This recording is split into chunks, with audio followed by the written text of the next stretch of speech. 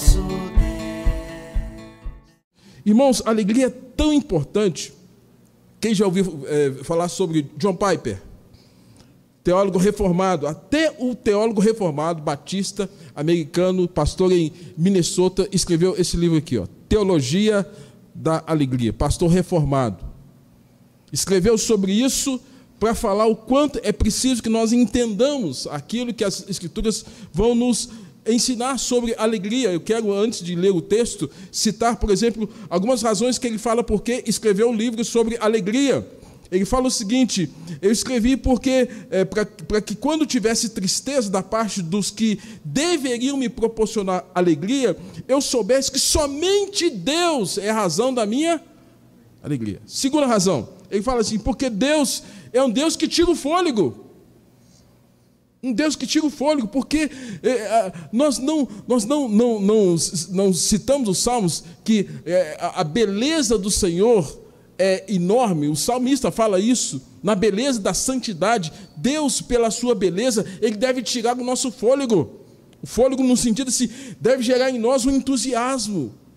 Esses dias, como vocês sabem, eu estava de férias e via paisagens maravilhosas. A gente queria até fazer um registro, uma fotografia daquele espaço, daquele lugar, de tanta alegria que a gente ficava. Não, esse lugar, eu preciso memorizar isso com um registro fotográfico. Hoje é tudo digital, né? Antes era tudo no papel. Porque aquilo tinha uma beleza. Amados, Deus é Espírito. Importa que seus adoradores o adorem em Espírito e verdade. Nós não vemos a Deus, mas Deus revelou no tempo, na história, na obra da criação, por meio de Jesus, por meio da sua palavra. E Deus revela a beleza daquilo que Ele é e daquilo que Ele faz.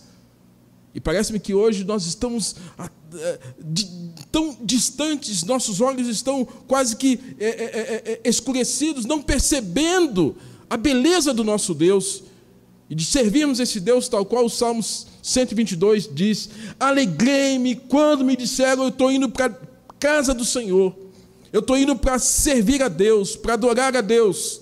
John Piper, irmãos, está dizendo isso. Deus tira o nosso fôlego. Se Deus não está tirando o seu fôlego, é porque você não está conseguindo contemplar a beleza e a santidade de Deus. Então tem alguma coisa errada na sua vida. Terceiro, John Piper fala assim, porque a palavra de Deus ordena que busquemos o Senhor com alegria. É ordem, não é uma opção. Porque as nossas emoções são essenciais à vida cristã e não são opcionais. Irmãos, nós temos que entender que nós não somos robô. Nós somos gente. E gente chora.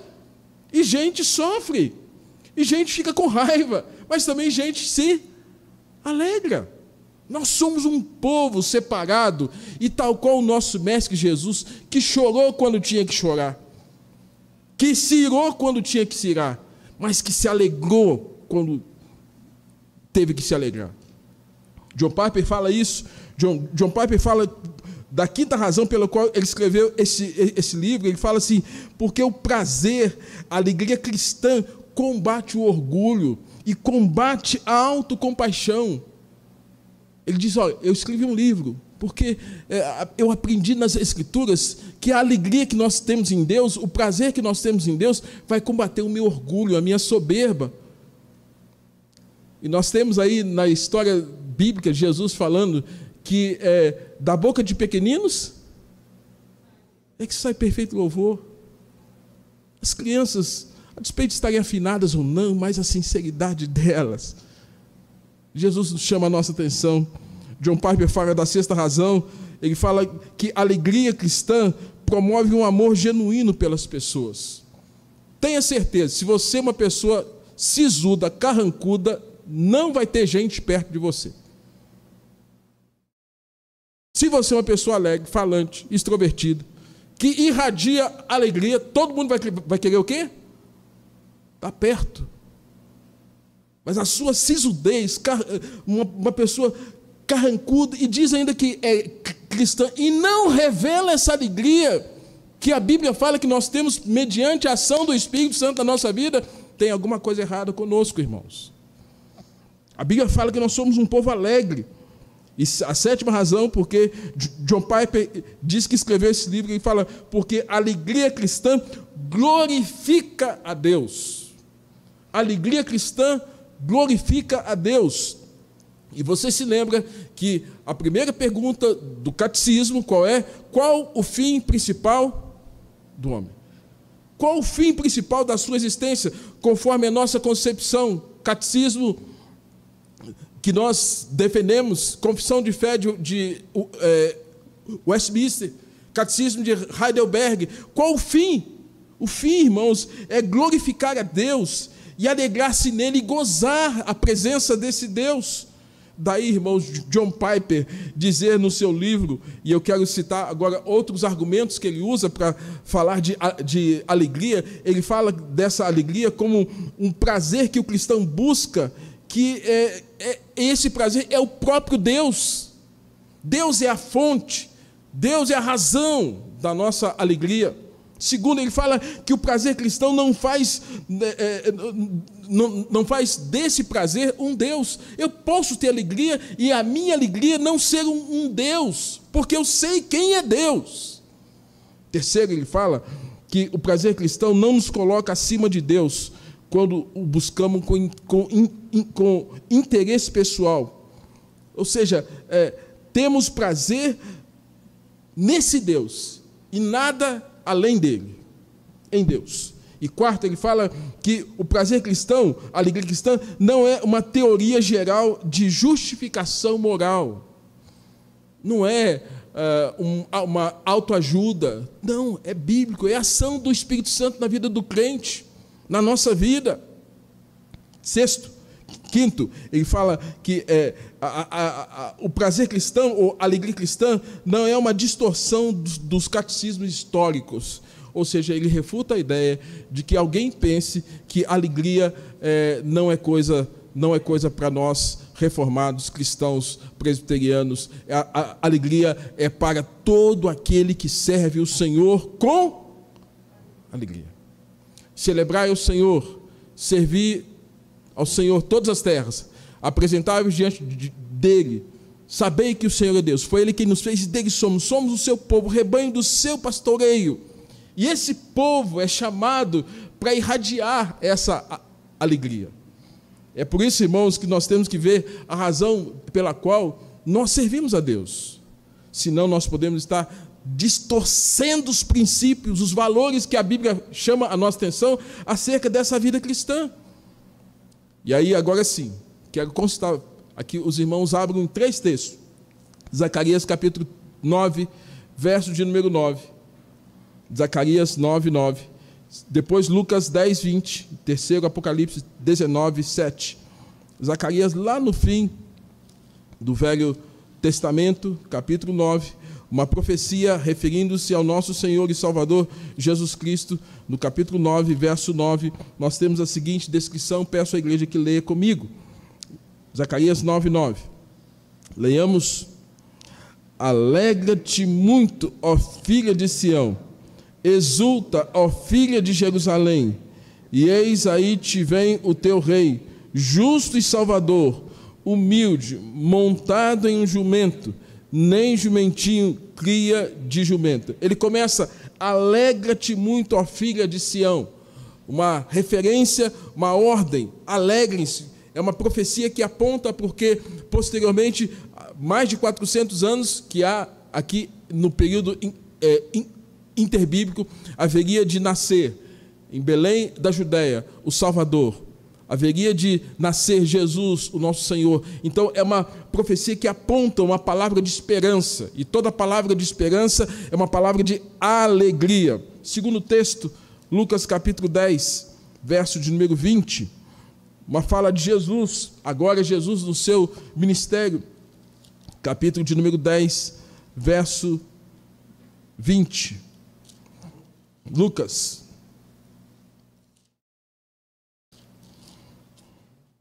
Juntos, vamos ler junto? Vamos lá?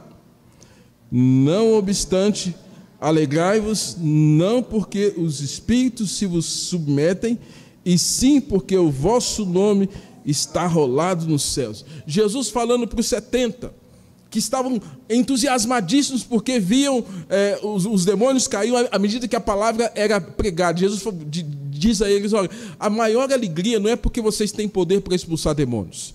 A maior alegria que vocês têm que ter é porque os vossos nomes estão escritos, estão arrolados. Tem um livro lá no céu e o nome de vocês está lá. Seu nome está lá? Nosso nome está lá? Se o seu nome está lá, você tem motivo para ser um crente o quê? Alegre, e desfrutar dessa alegria como fruto do Espírito. E último texto, Apocalipse, capítulo de número 19, verso de número 7. Uma descrição acerca dos tempos do fim, um prenúncio aqui, capítulo de número 19, verso 7. O Senhor nos diz acerca desse júbilo no céu. Verso 7, leiamos: alegremo-nos, exultemos e demos-lhes a glória, porque lhes são chegadas as bodas do Cordeiro, cuja esposa a si mesmo já se ataviou. Aqui, irmãos, como foi cantado aqui, Maranata, ora vem, Senhor Jesus, é uma referência acerca das bodas do Cordeiro. Irmãos, para nós, esses tempos precisam ser entendidos de duas formas. À medida que o mundo piorar, o Senhor vai santificar a sua igreja. Você crê nisso? E o mundo está piorando? E muito. O mundo piora e Deus santifica a igreja. Quem é a igreja? Você. E prepara você para aquele dia que nós não teremos mais a ceia aqui. Essa ceia vai ser onde? Chamada de bodas do Cordeiro. Essa ceia é um momento de júbilo, de alegria, onde agora as primeiras coisas já passaram. Passou todo o aspecto de problemas financeiros, morte, doença, os conflitos que existem no ambiente das relações, acabou. Não existe mais separação, um mar de separação já não existe mais. Agora você está celebrando, não aquele cordeiro que foi morto, mas o cordeiro que venceu. E esse cordeiro que venceu, agora te chama para celebrar com ele. Enquanto você estiver vivo aqui na terra, ele te chama dominicalmente, diariamente. Nós aqui na ceia mensalmente, nós lembramos dessa ceia, que nos remete àquele dia de alegria, de júbilo, de celebração, de entusiasmo, onde nós viveremos na presença do Senhor. E o primeiro encontro é um grande jantar. O primeiro encontro é esse. E entendo, irmãos, eu nunca fui em uma festa em que o ambiente era tomado por tristeza. Eu nunca fui. Não sei você. Aí eu vou na festa. Aí a festa só tem notícia ruim. Só tem coisa triste. Geralmente as festas que a gente vai tem coisa boa. Comida boa. Boas conversas. Às vezes tem umas que não são tão boas. Mas lá no céu não vai ter isso. Ninguém vai estar reparando roupa de ninguém. Porque o alvo da festa é o Cordeiro que venceu. O alvo da festa é Jesus. E sendo Ele o alvo da festa, a nossa atenção vai ser voltada para Ele. E com o banquete que Ele diz que está preparando para nós. Portanto, esses três textos, irmãos, eles nos chamam a atenção acerca dessa alegria. Exultem, se alegrem. Zacarias, Jesus vai vir. Jesus, diante dos 70, irmãos, ou discípulos 70, se alegrem porque o nome de vocês está escrito no livro da vida. Apocalipse, apontando para o fim, grande encontro de Jesus com o seu povo, com a sua igreja. Então, quanto pior ficar o mundo, mais nós temos que entender que está perto a vinda do Senhor Jesus. Aí a gente tem que dizer sim, Maranata, ora vem, Senhor Jesus. E não deve ser para nós motivo de tristeza ou angústia. E por mais que nós estejamos vendo, como foi citado aqui a questão dos afegãos cristãos que são mortos, que estão sendo mortos, estarão na presença de Deus. Afegãos não cristãos estarão no inferno. Gente que não creu é inferno. Gente que não creu é sentença. A despeito de serem degolados, atirados, de serem mortos das mais variadas formas, brutais, o Senhor vai, mediante o poder da sua ressurreição, trazer um corpo incorruptível, ajuntando-se agora essa alma que está na presença dele, e estarão ressuscitados no estado de glória na presença de Deus. Então não é motivo para ninguém se aborrecer, para ninguém chorar, mas é motivo para que nós creiamos, irmãos, que o Senhor estará honrando a sua promessa. E tal qual o apóstolo Paulo ensinou à igreja de Corinto, os mortos ressuscitarão primeiro, nós os vivos que ficarmos seremos transformados e habitaremos eternamente com o Senhor. Então, o cenário é um cenário que imputa sobre nós uma certa tristeza, mas o nosso Deus é maior que esse cenário. O seu Deus é maior que esse cenário. Por isso, irmãos, nós temos que entender que nós não fomos chamados para vivermos acabrunhados, tristes, uma expressão até um tanto antiga, surumbáticos, cabisbaixos, mas que nós tenhamos essa alegria. E uma das coisas que eu aprendi com o reverendo Ludger, que foi assim: pastor que não tem alegria não consegue ficar no ministério. Missionário que não tem alegria não consegue ficar. E essa alegria não é por conta de cenários externos. Essa alegria é porque tem Deus, tem Cristo. E, amados, as coisas ruins estão aí.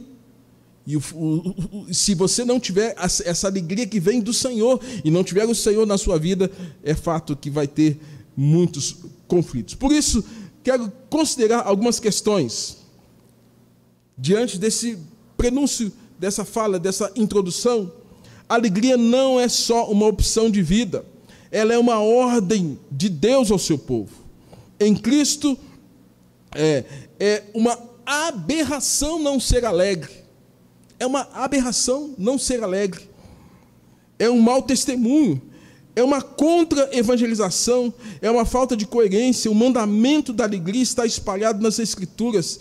Desde o Velho Testamento ao Novo Testamento, a Bíblia nos chamando a essa alegria. Deuteronômio capítulo 16, 11, falando que nós temos que nos alegrar perante o Senhor. Perante o Senhor. Você está perante o Senhor, alegria. Os Salmos 32, 11 fala: alegrai-vos no Senhor, regozijai-vos, ó justos, regozijai-vos, ó retos de coração. Regozijo é alegria. Apocalipse 19, 7 traz essa mensagem que citei aqui há pouco.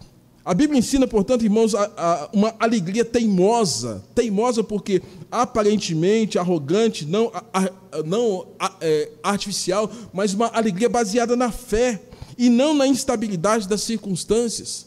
Por isso que ela é teimosa.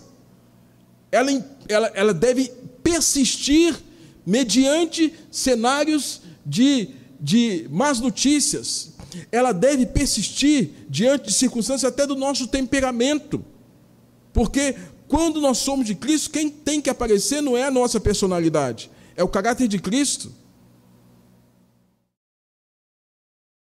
E aí, o livro de Abacuque, capítulo 3, verso 17, fala: ainda que a figueira não floresça e não haja fruto na vide, ele fala, ainda que tenha tudo fracassado, todavia eu vou me alegrar em Deus.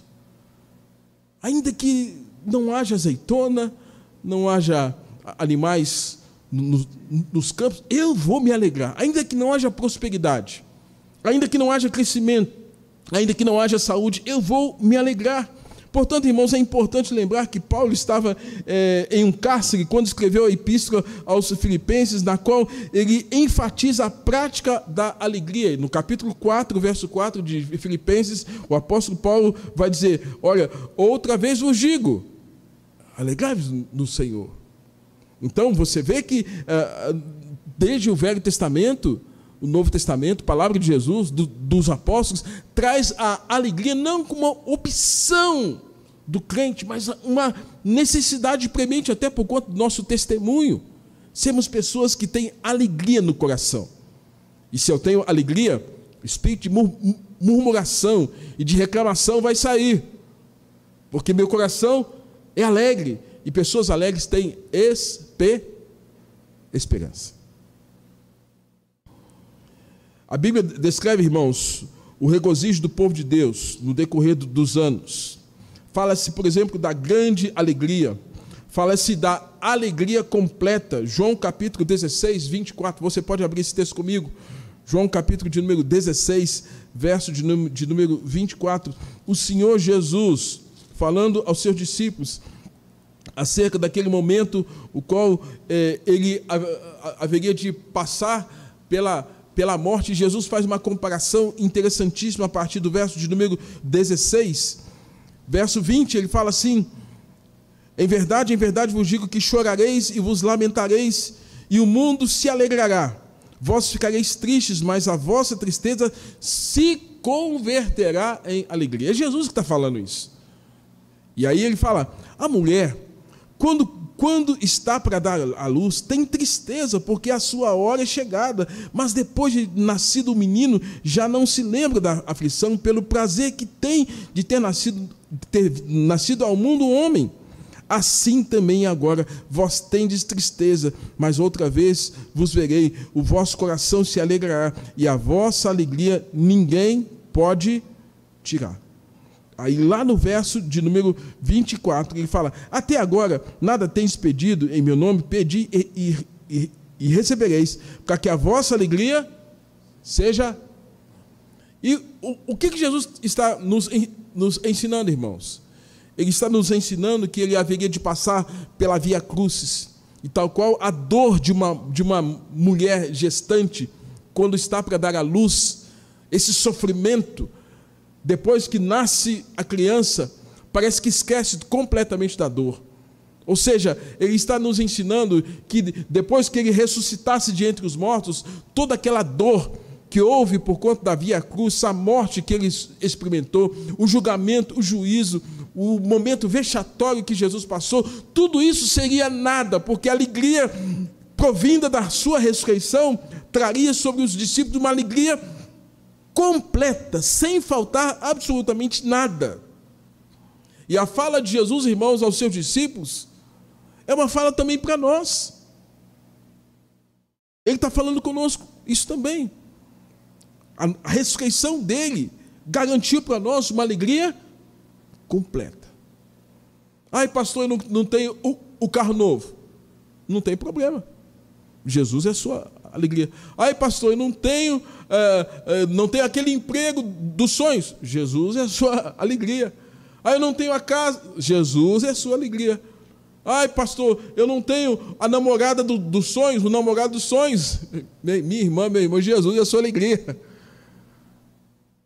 E porque ele é a sua alegria é completa nele, e não em quem ele te dá, e nem nas coisas que você possui. Essa compreensão, irmãos, vai nos confrontar com essa descrição do próprio Jesus, para que essa alegria nele não nos falte absolutamente nada. A Bíblia também fala, irmãos, da alegria transbordante, da plenitude de alegria, da alegria indizível, da alegria eterna.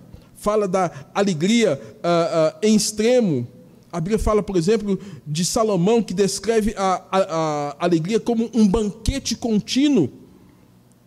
Jesus faz questão de dizer que a alegria provocada por sua ressurreição era uma alegria tamanha que ninguém haveria de tirar essa alegria nossa. Alegria no Senhor, a nossa força é. Alegria, irmãos, propicia o louvor. O coração alegre formoseia o rosto. Mas um coração alegre tem motivos para adorar, para louvar o Senhor.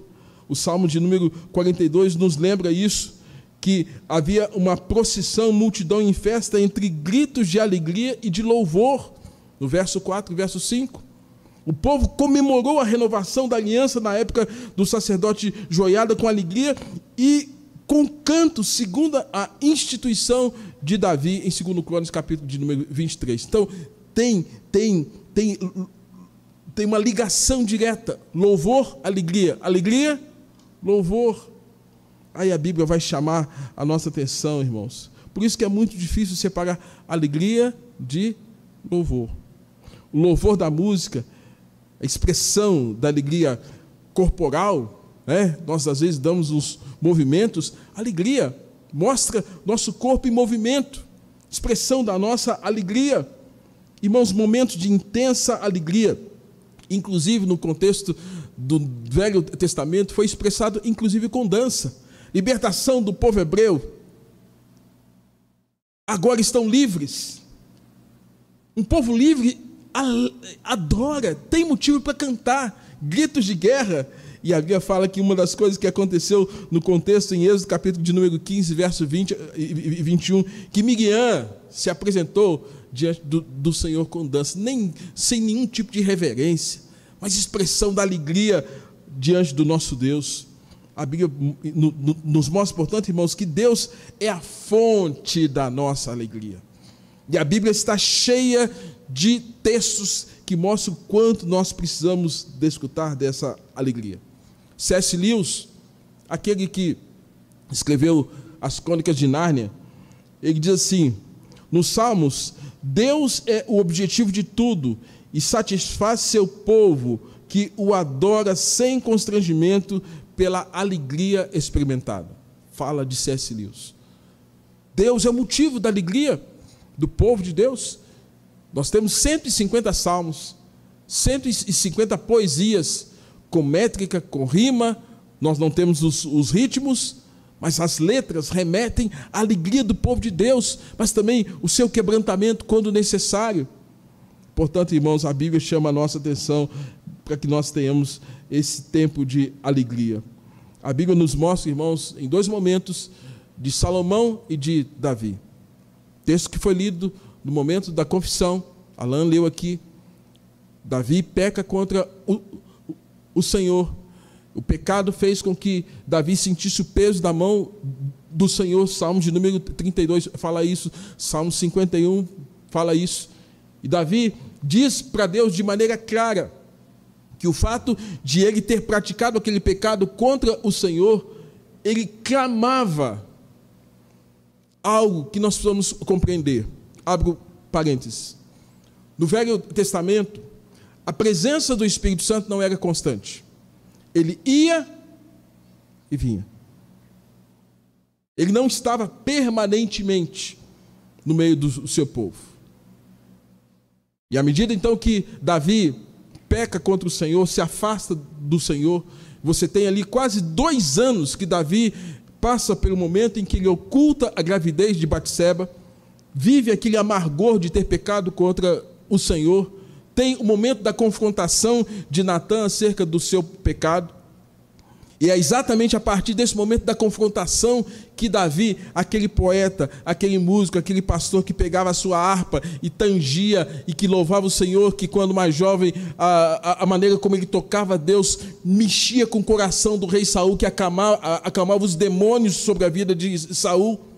Esse Davi agora, irmãos, não tem mais motivo para cantar. O pecado tira de nós o motivo para que a gente louve ao Senhor. E você vai ver então que no capítulo de número 51, nós temos a descrição onde Davi está pedindo: restitui-me a alegria da tua salvação. No Salmos 32 ele falou: enquanto eu calei, envelheceram os meus pecados, envelheceram os meus ossos pelos meus constantes gemidos, porque a tua mão pesava dia e noite sobre mim. Mas agora, irmãos, Davi está falando: Deus, eu não posso ficar sem o Senhor. Ó Deus, me dá alegria. Restitui-me a alegria da tua salvação.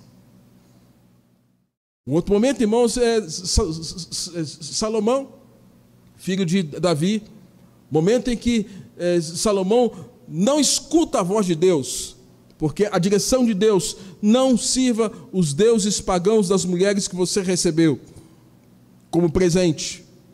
Os moabitas, amonitas, heteus, jebuseus. De repente, irmão, Salomão, o homem mais sábio, se vê tentado a ouvir a voz doce daquelas mulheres pagãs, amonitas, moabitas. Meu bem, adore nosso Deus, adore o nosso Deus. E com Salomão, irmãos, começa um declínio terrível na nação de Israel, porque os sidônios e os fenícios, eles tinham seus deuses. Sidônios e fenícios são aqueles que moram na região da Grécia hoje. Sidônios e fenícios tinham dois deuses, Astarote e Milcom. Deuses que, inclusive, recebiam oferendas dos seus adoradores. Salomão sabia quem era Deus, ele conhecia Deus, ele servia o Deus de seus pais. Mas Salomão, irmãos, por mais sábio que fosse, se deixou levar, inclinado, tentado. E agora Salomão vai adorar deuses pagãos, Milcom e Astarote. E que depois, quem se lembra das pregações sobre Jeremias, esses deuses estão presentes na nação de Israel, Judá e Jerusalém, onde a idolatria daquele povo se dá exatamente por causa dos deuses que Salomão começou a adorar. O reino se divide norte e sul, porque Deus diz que puniria, não na geração de Salomão, mas nas posteriores. E Salomão é esse, irmãos, que também está agora sofrendo amargamente por conta do seu pecado, e tal qual o pecado de seu pai. E aí esse Salomão está vivendo um momento terrível. Eu convido você a abrir Eclesiastes 2:25. Eclesiastes, capítulo 2, verso 25. Salomão é que está falando isso. Davi falou: Deus, restitui-me a alegria por ser do Senhor. Vamos ler o verso 25? Vamos lá? Pois separado deste, quem pode comer ou quem pode alegrar-se? Vamos ler o 24 para a gente entender melhor aqui, vamos lá? Nada há melhor para o homem do que comer, beber e fazer o que a sua alma goze, o bem do seu trabalho. No entanto, vi também que isto vem da mão de Deus, pois separado deste, quem pode comer ou quem pode se alegrar? Salomão está falando: Deus, eu não tenho como estar separado do Senhor. E o pecado de idolatria de Salomão, irmãos, mexeu com ele.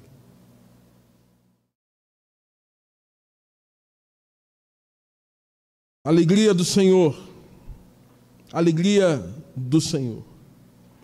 Essa lição, irmãos, foi duramente aprendida por Davi e por Salomão. O primeiro confessou: Senhor, tenho sempre a minha presença. O segundo escreveu um dos apelos mais convincentes e bonitos das Escrituras contra a frustração e o tédio, e a favor da colocação de Deus na linha de frente do pensamento humano. Um texto muito citado para os jovens: lembra-te do teu Criador nos dias da tua mocidade, antes que venham os maus dias e digas: não tenho neles alegria, prazer. Não posso esquecer de Deus, porque se eu esqueço de Deus, quando vierem os maus dias, e maus dias, irmãos, é doença, é problema na família, é problema com os relacionamentos, maus dias são dívidas, maus dias são perseguição, oposição. Os maus dias podem vir de maneira distinta, vem para um, mas não vem para o outro, ou vem para todo mundo no mesmo tempo. Em alguns aspectos, a pandemia veio com maus dias para todos nós. E tem gente que não voltou à igreja ainda. Está esperando o quê? Não voltou a buscar o Senhor ainda. Está esperando o quê? Vai no supermercado, vai no banco, vai na farmácia, mas não vem na igreja. Antes que venham os maus dias estão aí. Em alguns aspectos, para muitos de nós. Em outros, nem tanto. Mas quando vem os maus dias e você não está preparado para esses maus dias, perde prazer, perde alegria.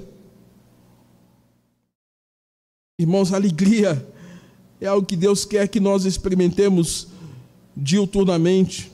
Quando se fala de alegria na Bíblia, repetidas vezes, refere-se à alegria no Senhor. No Senhor. Alegria como fruto do Espírito é uma bênção espiritual para a vida do crente. A alegria não é tão difícil quanto os pessimistas pensam. Ela é provocada por coisas simples, sempre relacionadas com a pessoa de Deus. Primeiro, basta lembrar que a alegria é fruto do Espírito. Gálatas capítulo 5, 22. Mas o fruto do Espírito é, aí a gente começa lá, paz, alegria. É fruto do Espírito, é ação de Deus na sua vida. Segundo, a alegria é a segurança do perdão e da salvação. Quando nós temos alegria no Senhor, irmãos, nós desfrutamos de algo tremendo. Lucas 10, 20, que foi citado aqui, alegrai-vos não porque os espíritos se vos submetem, mas alegrai-vos porque os vossos nomes estão escritos no livro da vida. Você sai aqui para o Belo Horizonte afora, louvado seja Deus, porque tem muitas igrejas aqui. Eu quero crer que a quantidade de igrejas também pode representar o número de gente convertida. Você está saindo na rua, você, nossa, eu sou de Deus. Pode vir um acidente, uma situação, um crime, eu sou do Senhor, eu pertenço ao Senhor. Alguma situação que falte discernimento, você pertence ao Senhor, porque seu nome está escrito no livro da vida. Tem alegria por isso. Irmãos, a Bíblia nos chama a atenção, porque a nossa falta de alegria, como citei, pode ser uma falta de um bom testemunho. E aí, à medida que nós estamos vivendo num contexto, num mundo secularizado, no meio de pessoas não convertidas, onde a alegria depende do ter, onde a alegria não depende do ser, onde no mundo secularizado, a alegria depende do receber e não do dar, onde nesse contexto de mundo, a alegria está no prazer, no hedonismo e não em Deus. Você tem o privilégio de desfrutar da alegria que vem do Senhor. E aí você entende o princípio bíblico que que Lucas vai nos ensinar em Atos capítulo de número 20, 35, que melhor é dar do que receber. Porque eu tenho um Deus que me traz alegria. Irmãos, os tempos de alegria podem ser postos em xeque. Por causa do pecado, por causa da depravação humana, por causa da ordem política e social injusta, por causa da incredulidade, por causa da atuação satânica, por causa do orgulho humano, por causa da fome e da miséria, por causa da enfermidade e da morte, por causa da rejeição ao Evangelho, por causa dos erros cometidos pela liderança civil e religiosa, tudo isso pode ser posto em xeque. É por isso que o próprio Salomão, como citei aqui, ele vai citar em Eclesiastes, capítulo de número 3, que há tempo para todo propósito debaixo do céu. Aí ele vai falar, há tempo de chorar e há tempo de rir. Há tempo de prantear e há tempo de saltar de alegria. Isso debaixo da terra. Disso, para nós que estamos aqui. Mas para o cristão, a despeito dessas alternâncias de tempo, de ter, de não ter, de abraçar, de deixar de abraçar, a nossa alegria continua sendo no nosso Deus. Tristezas têm o seu espaço. A tristeza com motivos nobres também tem um espaço na nossa vida. Por exemplo, o próprio Jesus, que é a fonte de toda alegria, teve momentos de tristeza. Ele chegou a chorar ao ver Maria aborrecida e triste e até um tanto rancorosa por conta da morte do irmão Lázaro. E Jesus chorou. motivo nobre para a gente chorar. Não tem problema. Quando os motivos são reais, que parece que confronta com a alegria que nós temos no Senhor. Chorou no Monte das Oliveiras, ao ver a cidade impenitente de Jerusalém, lugar que ele amou profundamente, que tem o nome Casa da Paz ou Cidade da Paz.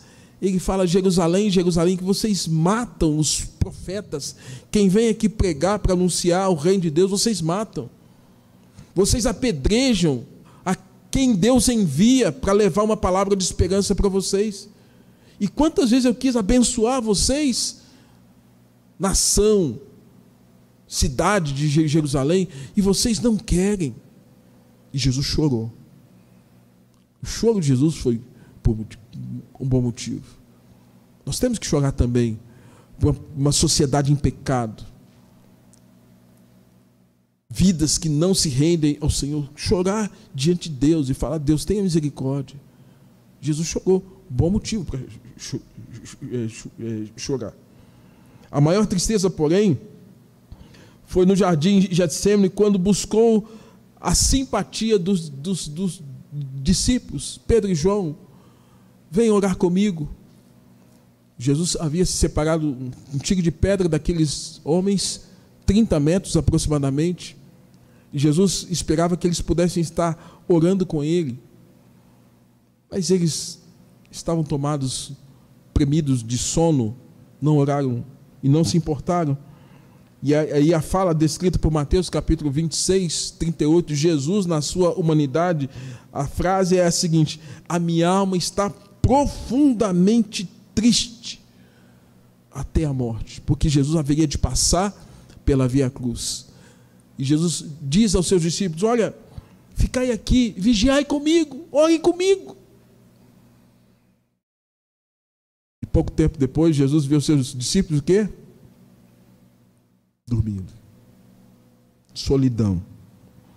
O apóstolo Paulo, irmãos, nos mostra um motivo virtuoso para que nós também possamos, em alguns momentos, ter tristeza.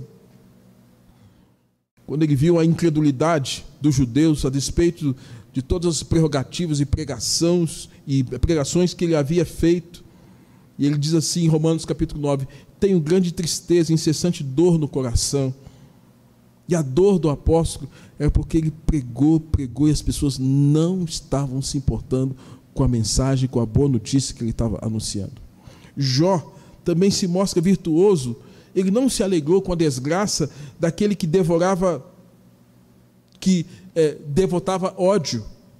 Ou seja, Jó, quando viu os seus amigos, quando ele viu toda aquela desgraça acontecendo, ele não deixa de mostrar também a sua tristeza. Amados, a Bíblia nos alerta sobre dois tipos de alegria. Existem dois tipos: o alegra-te e o não te alegres. Por exemplo, não te alegres e o alegre-te. Alegra-te é para coisas que Deus faz. Nós temos que nos alegrar com aquilo que Deus faz. E aí nós temos Salmo 118, 24 que fala sobre isso. Mas também a Bíblia chama a atenção coisas que nós não devemos nos alegrar. São aquelas coisas que o homem faz de errado. Eu me lembro que havia uma irmã, hoje falecida, ela dizia assim: pastor, será pecado um crente ir lá na Marquês de Sapucaí para assistir um carnaval? Eu acho tão bonito. E eu fiquei pensando na pergunta dela, disse: minha irmã, a Bíblia fala que nós não podemos ser cúmplices com as obras das trevas, coisas dos homens. Quando os homens fazem coisas que levam ao pecado, não devemos nos alegrar. E é exatamente essa distinção que a Bíblia faz. Coisas que Deus faz, devemos nos alegrar. Alegra-te. Mas há várias advertências na Bíblia onde Deus fala: não te alegres. Não te alegres. Eu não sabia disso, poderia ter dito para essa irmã: irmã, não te alegres com esse povo que está indo para o o carnaval, para a festa da carne, e a senhora está querendo aprovar esse comportamento e indo lá para ver a beleza das fantasias. Irmãos, a tristeza tem que ser bem dosada, tem que ser passageira, tem que ser usada por Deus para provocar humildade, arrependimento e mudança de comportamento. Tem que ser resolvida pela consolação das Escrituras e pela consolação do Espírito Santo. Deixe-vos a paz, a minha paz vos dou, não vou lá dou, como o mundo a dá. Ao anoitecer pode vir o choro, mas a alegria, ela vem pela manhã. Deus quer que você seja alguém que experimente a sua palavra e o seu poder. E Deus quer que você tenha plenitude de alegria. Sem menos, sem mais, na medida certa. Amém?